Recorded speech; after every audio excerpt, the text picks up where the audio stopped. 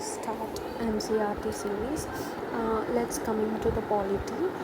First one is we will see introduction, next constitution formation, constitutional features, guiding values of the constitution, sources of the constitution, how the constitution works, union and its territories, citizenship, fundamental rights, directive principles, fundamental duties, union executive, union legislature, local government, Indian judiciary, Indian federal system, central state relations, emergency provisions, election system, political parties, constitutional amendments, constitutional schedules, separation of powers, parts of constitution, internal organizations, environment and politics, globalization, popular movements and foreign policy. Let's get it started. Introduction. The Constitution of country is a document that comprises a set of written rules accepted by everyone living together in that country. So we will see here coordination of the people, so that we oblige it to written rules accepted by us, and we form it as a document. It is a document. The Constitution of country is the supreme law of the land, and it determines the relationship among the people living in that country, and also regulates the government and its policies towards its citizens. So the Constitution is the supreme law of the land, and it determines the relationship between people and government. So here the two major constituencies of the constitution is people and the government and its policies towards its citizens. So role of constitution. A constitution serves a lots of purposes. Its major roles are as follows. So the role of the constitution in our life are: it describes rules and regulations that generate a degree of trust and coordination among the people of different strata of society who live together. It provides a framework within which the government and other institutions work in the country. So it provides us the framework which was adopted by us and accepted by us. Us means the people. So the government and the other institutions also work according to the framework given by the people. Okay, it lays down the important procedures to how the government will be constituted and the manner in which decisions are taken. So the government which was constituted by us takes the decisions. Okay, so what is the procedure followed by the government to take such decisions? It is also laid down in the Constitution. It defines the powers, duties and limits of the respective government. So the government's powers, duties and limitations was also defined in the Constitution. It also tells the rights of the citizens and define the rule of law and a procedure to protect them. So it also tells us that what does the rights does we have. So as the people, what are the rights we have and how it is protected by us, and in what way it is protected by us is also determines the Constitution. Also, all the democratic countries have their own constitutions, but having a full-fledged constitution in a country is not a guarantee for it to be truly democratic. Okay, but having a full-fledged constitution is not a guarantee that it is truly democratic. So every country has a constitution, and if the constitution, if the country has every country has a constitution, that is not, it is not necessary that it is a democratic country. It can be undemocratic country also. The Americans gave themselves a constitution after War of Independence against the Great Britain in 1787. So there was a war between the Great Britain and the Americans. So after this war of Independence, they have also a constitution. They formulated a constitution. Similarly, the French people approved a democratic constitution after the revolution, that is first in 1791 and recently in 1958. Since then, it has become a practice in all democracies to have a written constitution. So from the French constitution onwards, it is a a practice that all democracies have a written constitution. A compilation of basic rules is called a constitution, and these values are comprehensive that define the powers of the elected government to do things, the limitations for not to do certain things, fundamental rights of the citizens, and how the rulers are to be chosen in the future. Now the first chapter is the constitution formation, how the constitution was formed, how the Indian constitution was formed. In 1928, Motilal Nehru and 8 other Congress leaders drafted a constitution for India. In 1931, Indian National Congress in its session at Karachi passed a resolution on how the constitution of independent India should look like. So the first resolution was passed in 1931, that how the constitution of independent India should look like at the Karachi session. Okay, at the Karachi session in 1931, the Indian National Congress passed a resolution on how the constitution of India, independent India, should look like. Okay, both these documents have included the right of universal adult franchise, right to freedom and equality, and to protecting rights of the minorities.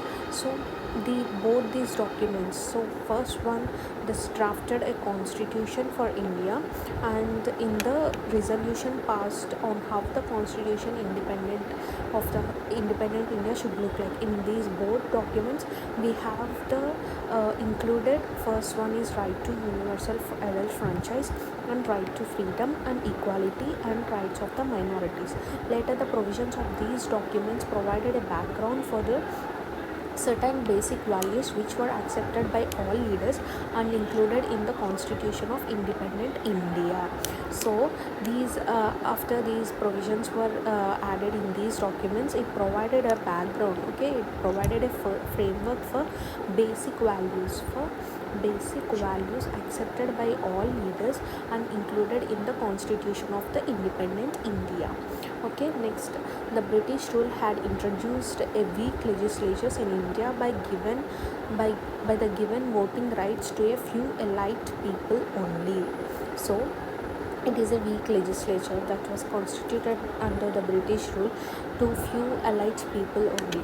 Elections, the voting rights. Okay, the elections were held in 1937 to provincial legislatures all over the British India, which were not fully democratic. So now the democratic country consists of the above 18 years old people will have the right to vote. But in those days, that in 1937, when the provincial legislatures elections were held all over the British India, which is not fully democratic because it has only a limited franchise. Okay, now however, the working with these legislative institutions provided useful experience to Indians, which helped in setting up native institutions in independent India. So these helped to the people, to the great leaders to experience, to keep these full franchise.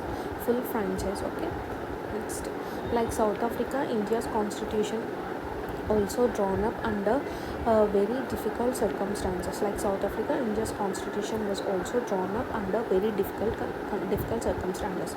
The makers of the Indian constitution have adopted its fundamental structure from the Government of India 1935. It is also called as mini constitution. So most of the provisions of the Government of India Act 1935 were constituted in the Indian constitution. The Constituent Assembly was the body of elected representatives of the people of India. Okay, these consists of the elected representatives. Don't forget, it is not nominated one, it is an elected one. Okay, elected one. Elections for the Constituent Assembly were held in July 1946. Its first meeting was convened in December 1946. On partition, the Constituent Assembly was also divided into two parts, called as Constituent Assembly of India and the Constituent Assembly of Pakistan. the Constituent Assembly. So on partition, after the partition, the constitution was formed. So partition, the Constituent Assembly also divided into two parts called as the Constituent Assembly of India and Constituent Assembly of Pakistan. The Constituent Assembly of India that drafted the Indian Constitution had 299 members. So 299 members. The Constituent Assembly of India had adopted the Constitution on 26 November 1949, but it came into effect on 26 January 1950. Okay, it has adopted in 26 November 1949, but it came into effect in 26 January 1950. Factors of the Constitution formation. So the factors contributed to the making of the Indian Constitution were French Revolution, parliamentary democracy in Britain, Bills of Rights in USA, socialist revolution in Russia. Okay, these factors contributed to making in the Constitution. Okay.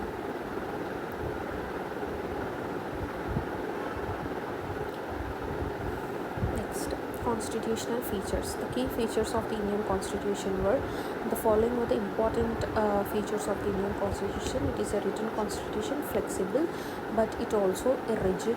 Some part is rigid, and that is its basic structure cannot be amended. So it can be amended, but the basic structure cannot be amended. Okay. Indian Constitution is unitary, but it also federal. Unitary means center has more power.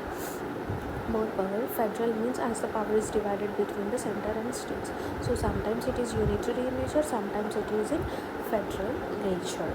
Other facts of the Constitution. The Indian National Congress has made a demand for Constituent Assembly in 1934, which came into existence for drafting the Constitution of India on 9th December 1946. The Constituent Assembly drafted the Constitution for independent India between 9th December 1946 and 26th November 1949.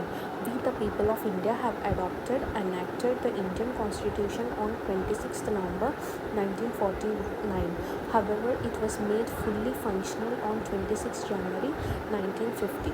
Constitution is a fundamental set of rules and principles on the basis of which people of this country obliged to be governed by.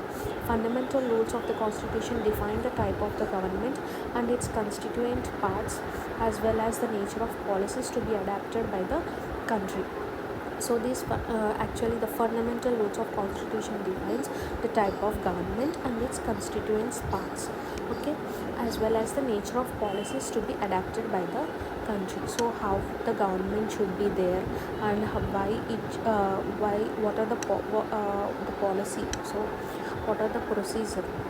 What is the procedure that it follows? What would it consist in the government? What were the parts in the government would consist, and what were the policies, nature of policies adopted by the country. So these were all the fundamental rules of the Constitution. So the Constitution serves as a pivot in striking a balance between the differences and provides safeguards to the interests of each of its citizens. So it safeguards its interests of the citizens, and it provides a striking balance between the citizens and the government. Likewise, the Constitution of India makes India a democratic country and determines the procedure of the government functions, the methods and process of government's functionality, the process of interaction among the different parts of the government in the specific area of their work. Okay. In addition, the Constitution also defines a list of fundamental rights that are an important part of the Constitution to protect the interests of every citizen against the tyranny of the state, as well as from the dominance of the particular community who are in majority and in power. So in addition to these rules and regulations of the government, what the government constitutes and what is the procedure followed by its committees, what were the nature of the policies, with all this, in addition to them, there is a list of fundamental rights that safeguards the interests of the every minor citizen. So minority means number of people compared to other community. So they got the protection from the with the fundamental rights and tyranny of the state and the dominance of the particular community. Means which are particular community means who are in majority and in power. Okay. The constitution is the supreme law of the land and the sources of all the powers and authority of the government and its organs. So it is the supreme law of the land and the source of the all the powers and the authority of the government and its organs. Okay. So this is Dr. B.R. Ambedkar. I like the religion that teaches liberty, equality and fraternity. This is the famous quote by the Dr. B.R. Ambedkar. He is the chief responsible in the drafting of the Indian Constitution. You know all that. Okay. Likewise, the government not only derives its origins from the Constitution but discharges its functions and responsibility within the framework of the Constitution.